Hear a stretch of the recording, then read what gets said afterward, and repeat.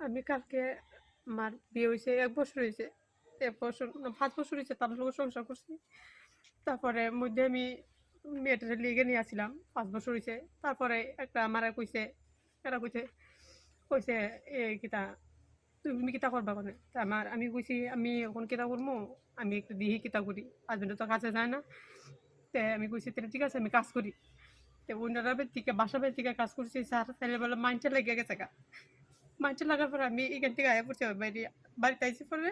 তে আমি কইছি অন কিতা করে কামু, তারা তাই না কয় কইতে তুমি রাজমিস্ত্রির কামো ঢুকে যাও স্যার। রাজমিস্ত্রির কামো করছি কি মায়ের দিকে চাই আছে, আমি মায়ের দিকে চাই আছে রাজমিস্ত্রির কাম করছি করে সে বাড়িতে আই সারা রাত দিনে পরিশ্রম করে মায়ের ঘটনা শুনি। আমি আবার নিসলাম আমার লোকে মেয়েটারে ইয়ে কি আবার গেল আইসে আমার এখানে প্রচন্ড অত্যাচার করছে আমার উপর, মার বাড়িতে গিয়া অত্যাচার প্রচন্ড করছে। আমি মায়ের লই আইছি, এখানে গেছি, এখান থেকে আবার এরা জোর জবরদস্তি করে কালকে আমার লই আইছে। আমার কইতে যখন তুমি মায়ের এখানে দিল আমার কাছে, আমি মায়ের পড়াশোনা করাইবো।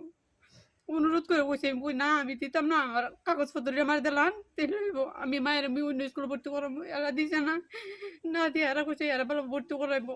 আমার মায়ের লই আইছে আইনা ছেড়ে দিল। কালকে আমি খবর পাই আর কিতা করবো, মায়ের দিকে চাই দূরাইতে দূরাইতে আইছি, এখানে আয় দিকে মায়ের দুটো চোখে দেখতে পারছি না।